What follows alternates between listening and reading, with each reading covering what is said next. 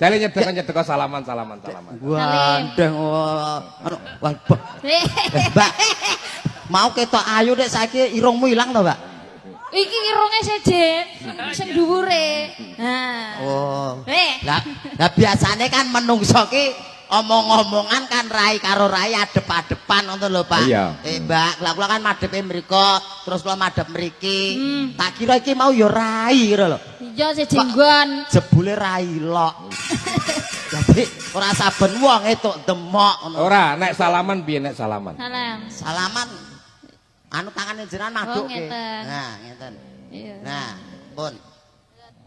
Tangan nggih ngiduk mik ora geduk ngoten kok.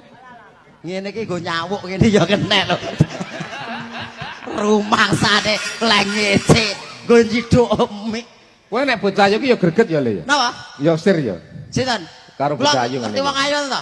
Heeh. Lah kula elek-elek ngene iki ya normal lek. Wong nanang sing raruh kuwi ya ngempet ae lho ya. Garwane jenengan nggih sak padha kula. Alhamdulillah, Mbak, rada ndek sithik. Ngoten ngene nggih, jenengan saged nganak-nganaki. Nggih saged to. Lho. Lah piye? Bayangne nambung. Ora sak bayangke, Mbak. Ayo praktekke kene apa piye ayo?